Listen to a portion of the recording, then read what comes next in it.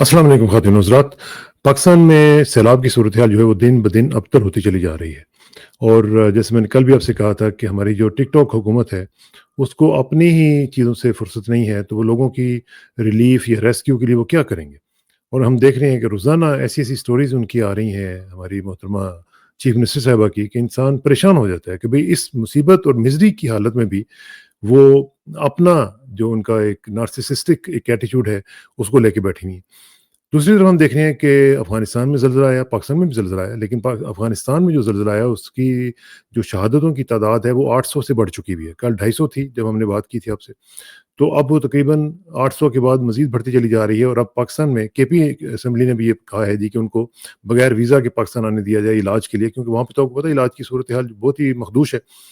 तो ये भी सूरत-ए-हाल बड़ी सीरियस होती चली जा रही है और पाकिस्तान की ज़ाहिर है कि ये जो सैलाब की के बाद की जो सूरत-ए-हाल होगी वो तो ख़ैर एक अचानक हम देखेंगे कि एक बम फटेगा खुदा न ख़ास्ता कि जी अब पाकिस्तान में गंदम नहीं है, पाकिस्तान में फ़लानी चीज़ नहीं है, तो वो एक बहुत बड़ा इम्पैक्ट होने जा रहा है।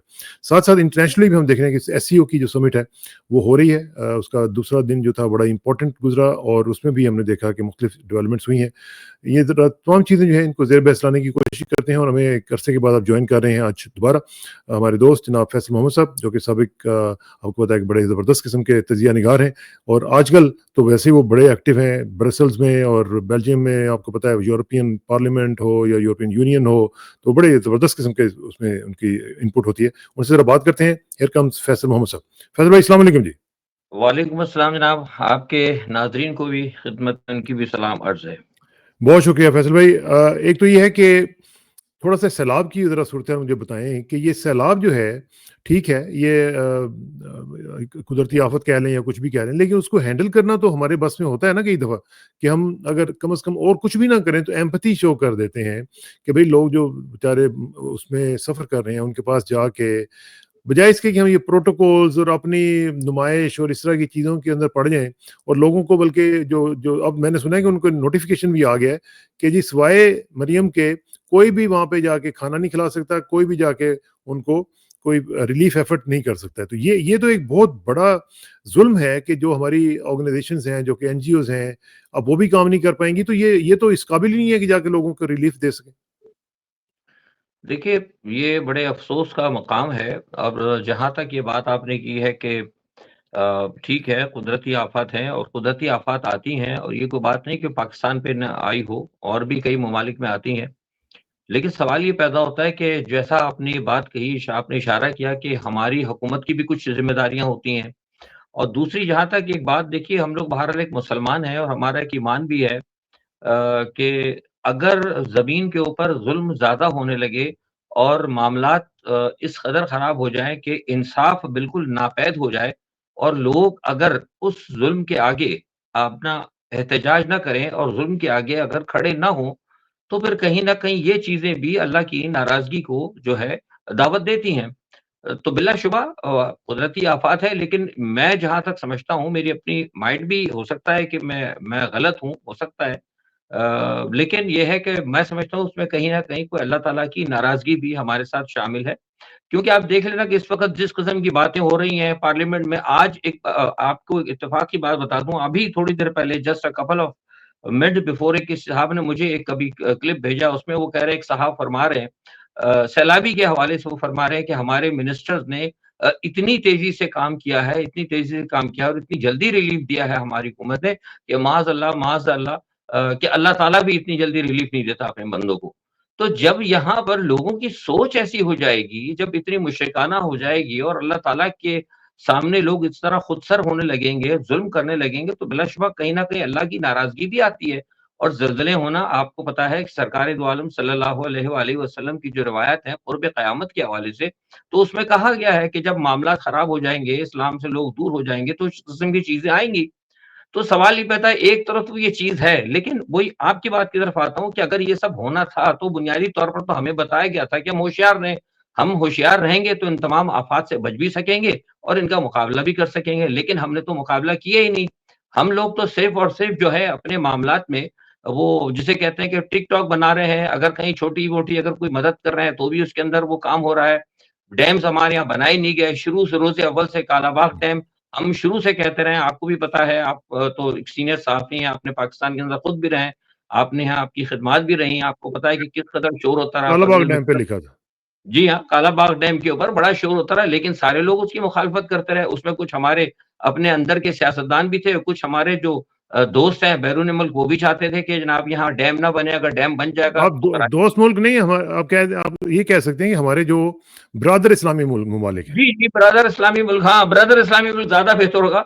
तो ब्रदर इस्लामी मुल्कों की ख़्वाहिश ये थी कि डैम वग़ैरह ना बने, कराची तरक्की ना करे, क्योंकि अगर कराची तरक्की कर जाता है, तो फिर वो ये है हाँ, कि हमारा जो एक बेहतरीन हब बन जाएगा, तो फिर दूसरे जो पोर्ट्स हैं हमारे पड़ोस में, उनका वो क्या बनेगा? नाकाम हो जाएँगे। तो उस मद में हम लोग कहीं न कहीं हमारे जो सियासतदान हैं, वो इल्ला माशाअल्लाह पैसे भी लेते रहे। तो ये अब सारा मामला तो चलता नहीं है।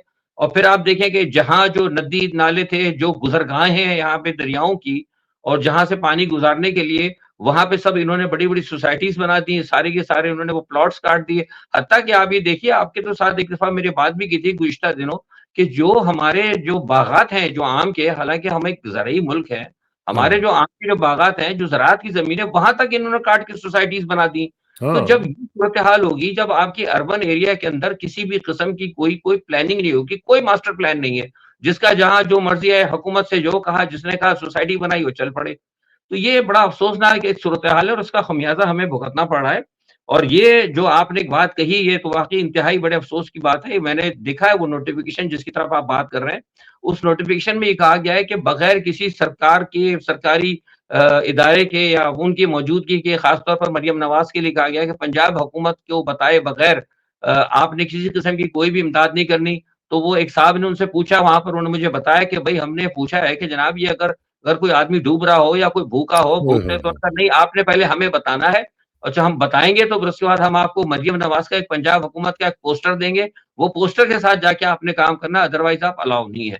तो ये आप मुझे बताएँ कि अगर ऐसी सूरत-ए-हाल होगी, ये तो बड़े अफ़सोसनाक सूरत-ए-हाल है।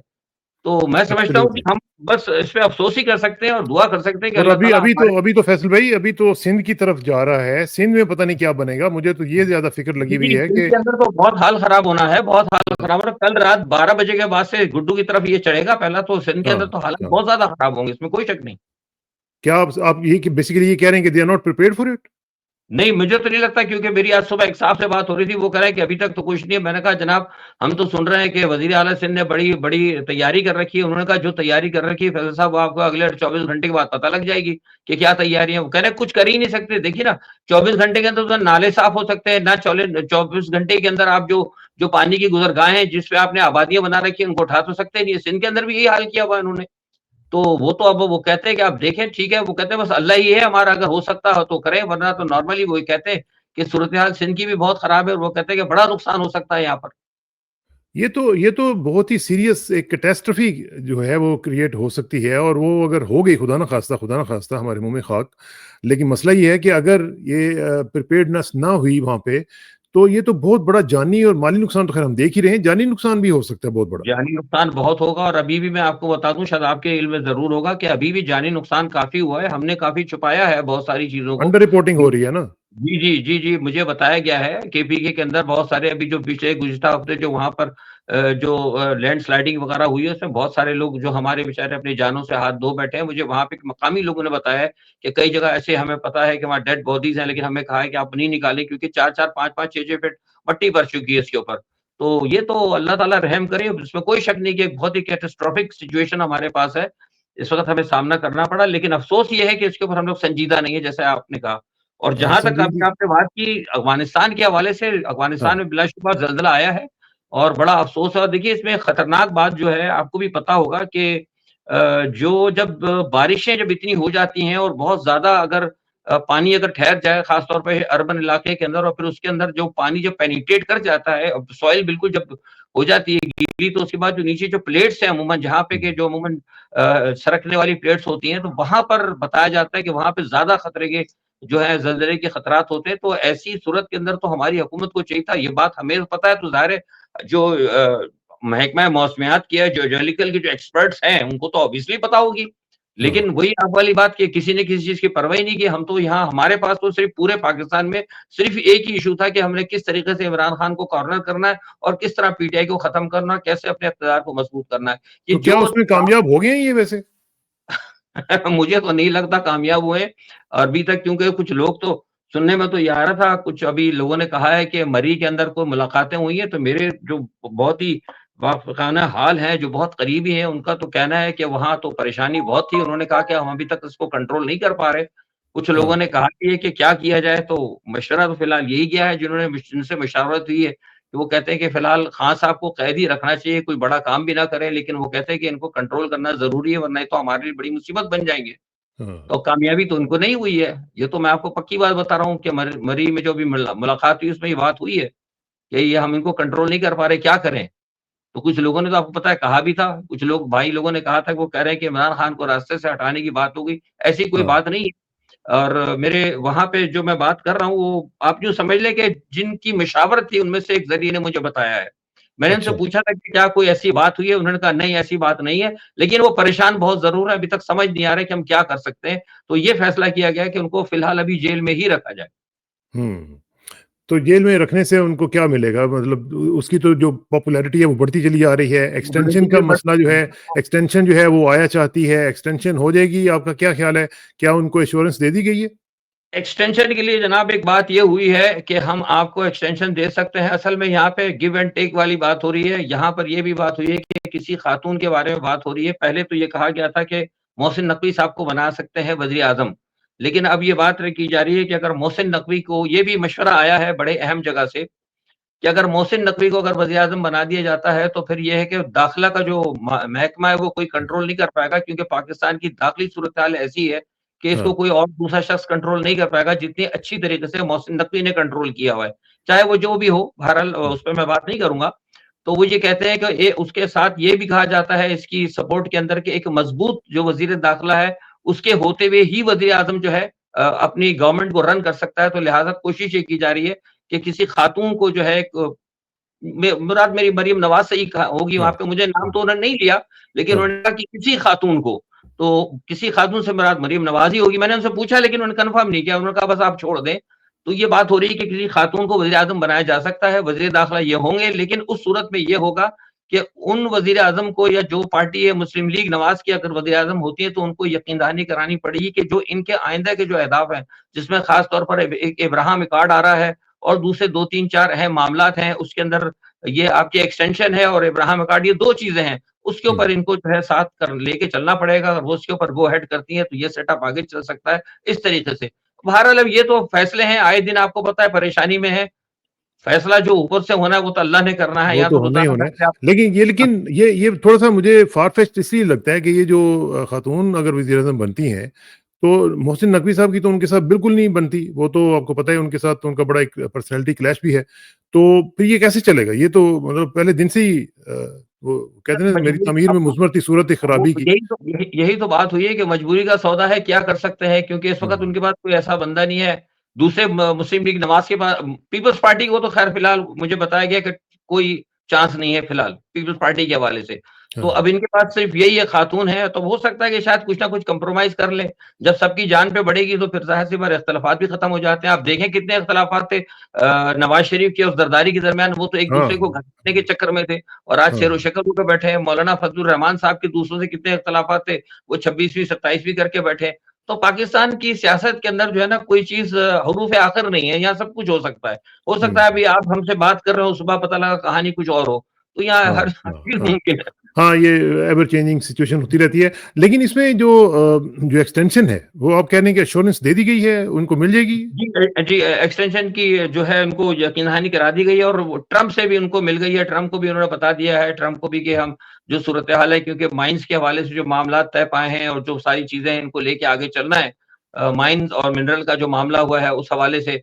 तो और फिर आगे जो मैंने कहा कि ये जो है इब्राहिम अकॉर्ड के हवाले से भी कहा गया है कि इसके ऊपर भी मतलब ये सिर्फ़ ऐसा ही ये मौजूदा जो आपकी जो मतलब शख्सियत है जो लेके चल रही है एस्टेब्लिशमेंट, यही कर सकती है, बाकी वो समझते हैं कि शायद दूसरे आने वाले शायद हो सकता है इतना बड़ा कोई अहम इक़दाम उसके ऊपर ना कर सके। और आप ये भी इसलिए देखें ग्रेजुअली अगर आप देखते जाएँ, तो आपको नज़र भी आ रहा है कि अब कहीं न कहीं हम उसकी तरफ आ रहे हैं, अब्राहम हुँ, अकॉर्ड की तरफ कुछ आस्ते-आस्ते इसराइल के साथ बातें और कुछ चीज़ें चलनी भी शुरू हो गई हैं। हमारा आपको पता है कि आर्मीनिया के साथ भी फ़ौरी तौर पर सिफ़ारती हो गया, ताल्लुकात हाँ। कायम हो गए हैं। आपको पता है कि हुँ, आर्मीनिया के अंदर तो पहले एक वक़्त था कि आर्मीनिया से हमारे ऊपर इसराइल के जहाज़ अटैक करने के लिए तैयार थे।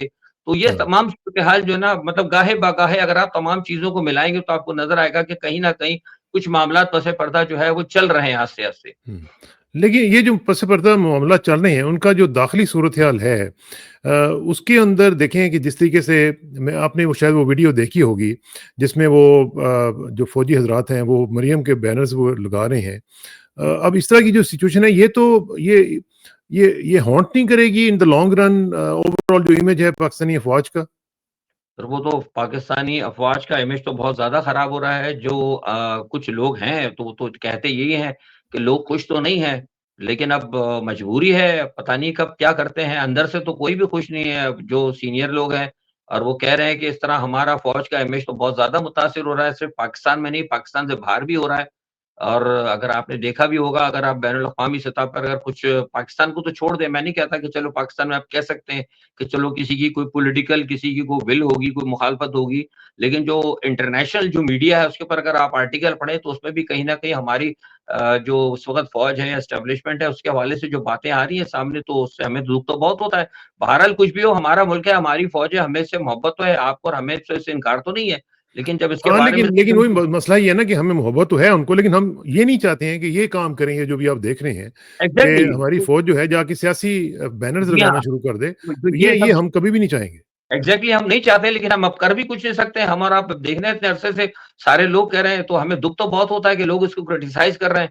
तो ये तो अब फ़ौज के अंदर से भी जो लोग हैं, जो उनके दोस्त हैं, उनको भी ख़्याल करना चाहिए, सोचना चाहिए, इसके ऊपर कोई मुशावरत करनी चाहिए। बैठ जाएँ चीफ़ साहब के साथ, बैठ जाएँ सिपह सालार के साथ, उनको कहें कि जनाब कुछ नहीं, थोड़े नहीं, मामला बाकी बाकी देखें ना, बाकी भी सूबे हैं, उनके भी वज़ीर आला हैं, उनके साथ अगर आप इस तरह का सलूक नहीं कर रहे हैं, या प्रेफ़रेंशियल सलूक जो नहीं कर रहे हैं, एक के साथ आप कर रहे हैं, तो फिर सवाल तो उठेंगे ना। भैया वो वज़ीर आला जो क्या कह सकते हैं, आपने सुनी होगी ना वो बात जो पिया मन भाए वही सुहागन। तो अब ये वैसे स्टेट क्राफ्ट में इस तरह की जब चीज़ें आती हैं, तो फिर मामला जो है वो खराबी की तरफ बढ़ते मामला हैं। फिर आप समझ सकते हैं कि हाँ। कहाँ जाते हैं। एग्ज़ैक्टली बिल्कुल। हाँ, एब्सोल्युटली। अच्छा, थोड़ा-सा ये मुझे बताएँ कि जो अब पाकिस्तान के साथ जो ताल्लुकात अब ओवरऑल जो बन रहे हैं, अभी आप देखें एससीओ की जो समिट हो रही है, एससीओ की तरफ थोड़ा-सा ज़िक्र कर लेते हैं कि वहाँ पे जो सूरत-ए-हाल है, 20 जो है हेड्स ऑफ स्टेट वहाँ पे मौजूद हैं, 10 बहुत बड़ी ऑर्गनाइज़ेशंस के जो है चीफ्स हैं, सीईओज़ हैं, प्रेज़िडेंट्स हैं, वो वहाँ पे मौजूद हैं। कितना बड़ा इवेंट है जिसको पाकिस्तान कैश इन करवा सकता है अपने स्ट्रेटेजिक इंटरेस्ट्स के लिए? देखिए एससीओ का जो इस मर्तबा और जो वैसे बाय द वे मुझे अभी इत्तला मिली है कि वहाँ पे आर्मी चीफ साहब भी पहुँच गए हैं। जी, जी, वो इसलिए पहुँचे हैं कि वो मिलिट्री परेड है, इस हाँ, चाइना की इसलिए। हाँ, हाँ, हाँ, तो इसलिए लेकिन वो 1 दिन पहले पहुँच गए ताकि वो ज़रा क क कंट्रोल में भी तो रखना है, समझाना भी तो पड़ता है ना फिर बहुत सारे मामलात को देखते हैं हाँ। कि तो सही बात। खैर बहरहाल ये है कि एससीओ की जो कॉन्फ्रेंस जो समिट हुई है, वो मैं समझता हूँ कि इससे पहले जितनी कॉन्फ्रेंसेज़ हुई हैं या समिट्स हुई हैं, इसकी एससीओ की उसमें ये बहुत अहम है।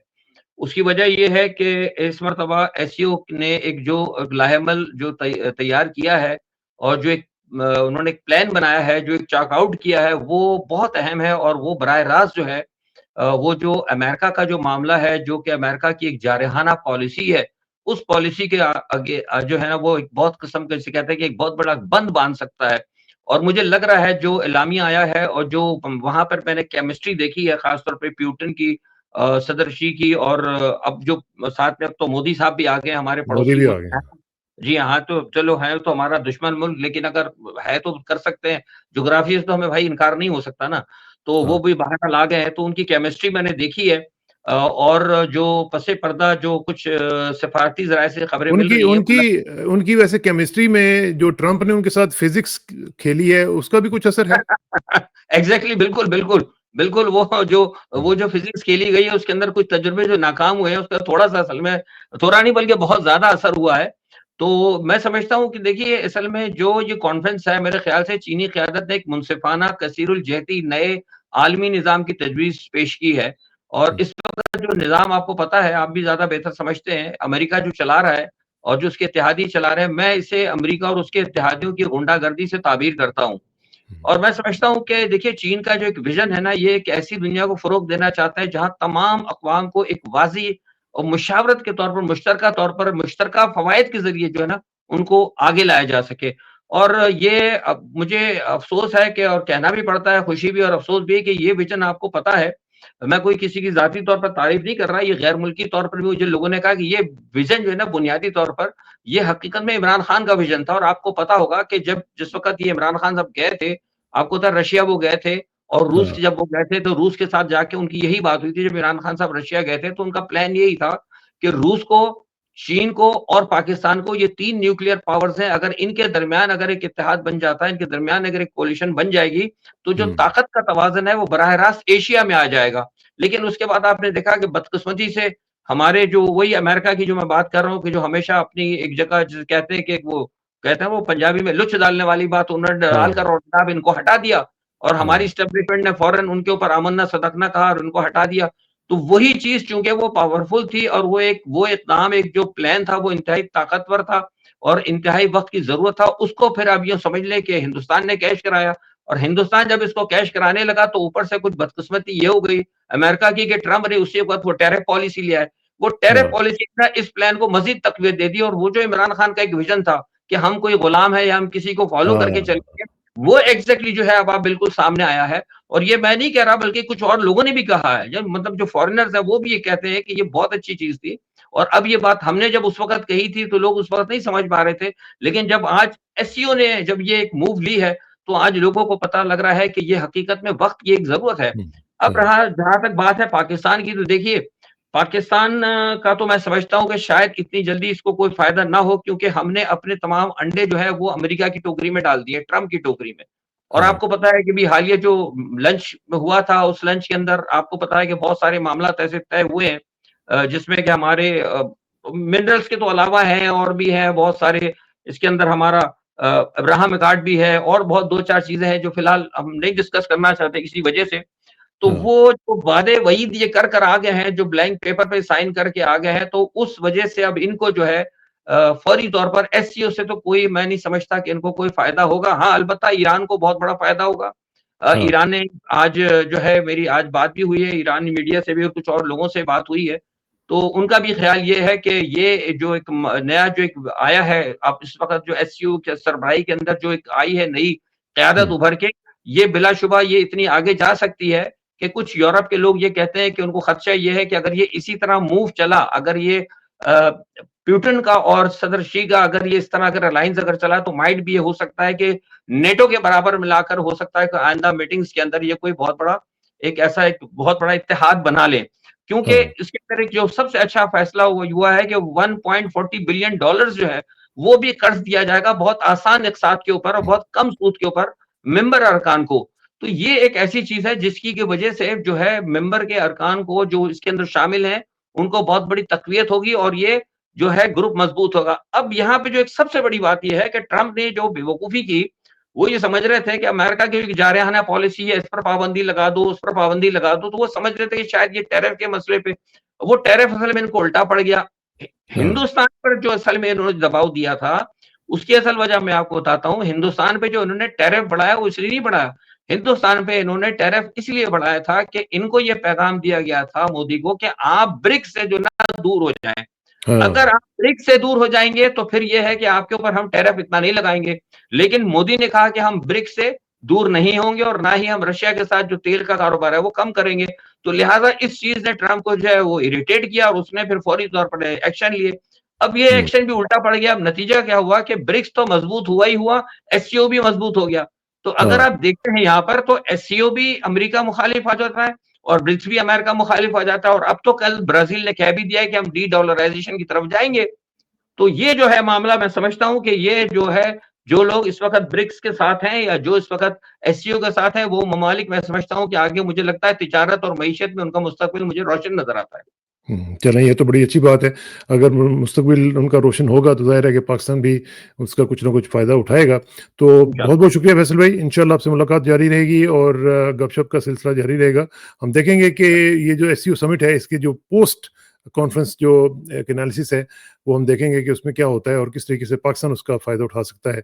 क्योंकि देख रहे हैं कि जो ट्रम्प की पॉलिसीज़ हैं, वो तो बैकफ़ायर कर रही हैं इंटरनेशनली भी और ख़ास तौर पे जो गज़ा का मामला है, उसमें तो हम जी, देख जी। रहे हैं कि बिल्कुल उसका कोई फ़ायदा नहीं हो रहा है और वहाँ पे एक बहुत बड़ी कैटास्ट्रोफ़ी जो है वहाँ पे ऑलरेडी मौजूद है और जेनोसाइड क्या अब तो हॉलोकॉस्ट का भी लफ्ज़ जो है वो छोटा पड़ गया वहाँ पे, जिस शुक्रान। तरीके से वो सब कुछ हो रहा है। बहुत-बहुत शुक्रिया, इंशाल्लाह जल्दी मुलाकात होगी। अस्सलाम वालेकुम। अस्सलाम वालेकुम।